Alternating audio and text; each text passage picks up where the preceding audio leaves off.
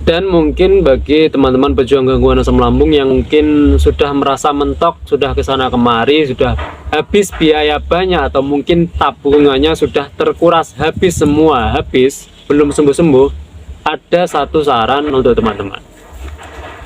Gini, sarannya adalah sebenarnya saya tidak pantas untuk menyampaikan saran ini, karena memang saya bukan pelaku hebat pada saran ini. Saya bukan pelaku hebat tentang saran ini. Kalau ditanya apa sih yang paling inti untuk menyembuhkan gangguan asam lambung, GERD dan juga anxiety, yaitu kalau dari saya yaitu adalah balik lagi ke 3P, pola makan, pola hidup, pola pikir. Yang paling inti sepengalaman pribadi dan saya menyimak orang-orang pejuang gangguan asam lambung yaitu adalah 3P. Balik lagi adalah 3P.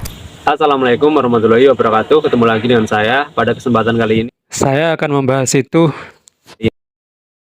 Ini saya akan baca tentu saja berdasarkan pengalaman pribadi dan juga sebatas pengetahuan yang saya ketahui saja, bukan sesuatu yang paling benar. Gini, balik lagi adalah 3P, yaitu semakin bagus, semakin baik, semakin benar, semakin tepat 3P kita yang terus berlangsung setiap harinya, maka semakin besar juga kemungkinan kita untuk segera sembuh dari gangguan asam lambung. Dan begitupun sebaliknya, semakin berantakan, semakin kacau, semakin tidak tepat, semakin tidak baik 3P kita yang masih terus berlangsung setiap harinya, maka semakin kecil juga kemungkinan kita untuk segera sembuh dari gangguan asam lambung, GERD dan juga anxiety. Jadi balik lagi adalah 3P. Itu berdasarkan pengalaman pribadi saya seperti itu, dan saya menyimak para pejuang gangguan asam lambung yang share pengalamannya juga seperti itu. Ada yang habis berjuta-juta berobat ke sana kemari nggak sembuh-sembuh, pada akhirnya sembuh dengan menerapkan 3P dengan benar.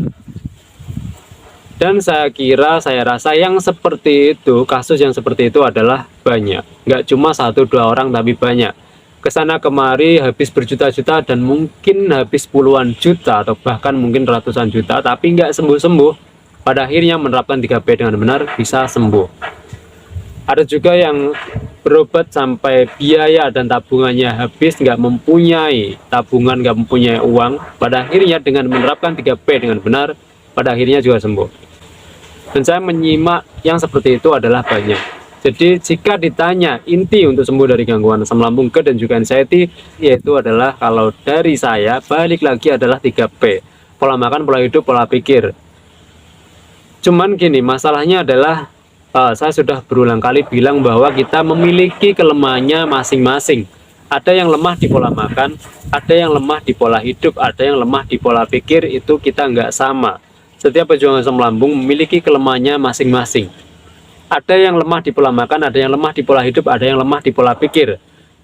Atau mungkin ada yang lemah di keduanya, atau mungkin ada yang lemah di ketiga-tiganya. Itu kita harus berjuang untuk mengamati itu, harus kita tahu sendiri, harus kita mengenali sendiri. Kita memang yang lebih tahu, yang lebih paham tentang diri kita. Dan gini, jadi ketika kita meniru orang, mungkin di luar sana ada orang yang sembuh hanya dengan menerapkan pola pikir dengan benar, terus kita meniru, kita menerapkan pola pikir dengan benar, sudah benar tapi pada akhirnya kita nggak sembuh-sembuh, itu wajar.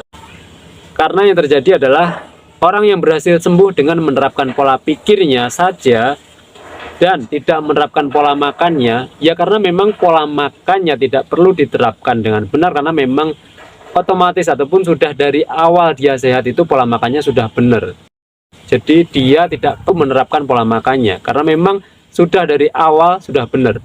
Dan kita yang pola makannya belum benar, terus kita ikut-ikutan hanya dengan menerapkan pola pikir saja, ya maka kita nggak akan sembuh-sembuh.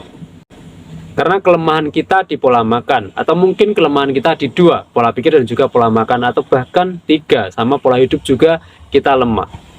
Dan begitupun sebaliknya, ada orang yang berhasil sembuh hanya dengan menerapkan pola makan saja, terus kita juga ikutan hanya menerapkan pola makan, dan kita sudah berhasil menerapkan pola makan, tapi pada akhirnya kita nggak sembuh itu karena kita kelemahannya adalah pola pikirnya, atau bahkan pola pikir dan juga pola makan kita lemah. Jadi kalau kita menerapkan pola makan saja, ya kita nggak sembuh-sembuh. Dan orang yang berhasil sembuh menerapkan pola makan saja karena pola hidup dan pola pikirnya memang dari awal tidak bermasalah. Jadi ketika menerapkan pola makan saja ya dia berhasil sembuh. Jadi bukan metode dia yang salah, cuman kita salah menangkapnya, salah mengartikannya. Jadi yang paling aman adalah kita mempelajari, kita kenali, kita amati mana kelemahan kita, pola makan, pola hidup, atau pola pikir, atau ketiga-tiganya adalah kelemahan kita. Yang paling aman adalah pola makan, pola hidup, pola pikir. Kita cari tahu, kita pelajari yang benar itu seperti apa, dan kita terapkan tentunya, bukan hanya dipelajari tapi juga diterapkan dan konsisten dan juga sabar. Dan mungkin bagi teman-teman pejuang gangguan asam lambung yang mungkin sudah merasa mentok, sudah kesana kemari, sudah habis biaya banyak, atau mungkin tabungannya sudah terkuras habis semua, habis belum sembuh-sembuh, ada satu saran untuk teman-teman. Gini, sarannya adalah sebenarnya saya tidak pantas untuk menyampaikan saran ini, karena memang saya bukan pelaku hebat pada saran ini. Saya bukan pelaku hebat tentang saran ini, sama sekali bukan pelaku hebat. Cuman banyak pejuang gangguan asam lambung yang share pengalamannya itu berhasil sembuh, berhasil membaik ketika menjalankan satu saran ini. Jadi saya walaupun bukan pelaku hebat di situ, tapi saya tetap ingin menceritakan ke teman-teman, barangkali teman-teman merasakan manfaatnya.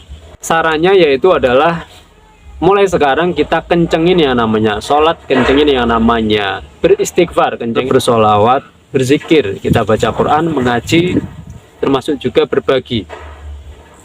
Mungkin kita pejuang asam lambung sebagian mengalami kendala atau mempunyai kendala di berbagi ini. Kalau di berbagi, karena di berbagi kita mungkin nggak mempunyai penghasilan untuk sementara ini karena kita mengalami gangguan asam lambung. Tapi kita berbaginya ya semampunya kita saja, nggak perlu yang wah juga enggak. Dan itu bagi para pejuang gangguan asam lambung yang sudah mengalaminya atau yang sudah melakukannya, kita kencengin. Tapi bagi para pejuang gangguan asam lambung yang sama sekali belum pernah melakukan, ya mungkin saja kali saja ada satu atau dua teman kita yang sama sekali belum melakukan, entah karena lupa atau masih belum sempat, ya yuk mulai sekarang kita belajar untuk melakukannya. Tapi kita melakukannya bukan semata-mata untuk kita menyembuhkan gangguan asam lambung kita, enggak. Tapi kita melakukannya adalah bentuk ketaatan kita, karena memang adalah itu kewajiban kita. Dan mungkin sebagian pejuang gangguan asam lambung menangkap atau melihat dengan logikanya itu kayak nggak nyambung, kayak nggak masuk akal, ataupun kayak nggak ada kaitannya antara gangguan asam lambung dengan melakukan semua itu. Mungkin atau barangkali ada yang seperti itu. Tapi kalau pengalaman pribadi saya menangkapnya dan saya merasakan sendiri, itu sangat ada kaitannya antara gangguan asam lambung dengan melakukan semua itu. Karena yang kita dapat adalah ketenangan. Semakin kita serius, semakin kita tenang. Semakin kita giat melakukannya, kita semakin tenang. Dan tentunya ketika kita tenang, maka semakin mudah kita mengatasi gangguan asam lambung itu. Dan sekali lagi, saya bukan pelaku hebat di situ, tapi saya juga belajar, atau saya masih nol dan belajar. Dan memang saya juga sudah merasakan efeknya, walaupun masih belajar, tapi sudah bisa merasakan efeknya. Memang seperti itu. Tenang, semakin tenang. Jadi mungkin juga teman-teman bisa mencoba satu saran ini. Bukan hanya satu dua orang pejuang gangguan asam lambung yang share seperti itu, tapi adalah banyak sekali para pejuang gangguan asam lambung yang sudah merasa mentok kesana kemari, tapi pada akhirnya ketika melakukan itu, tentunya ditambah dengan 3P-nya, pada akhirnya membaik. Jadi saya kira itu, semoga video singkat ini bermanfaat. Selalu dengan satu hal, selalu bersyukur pada kondisi bagaimanapun kita saat ini. Assalamualaikum warahmatullahi wabarakatuh.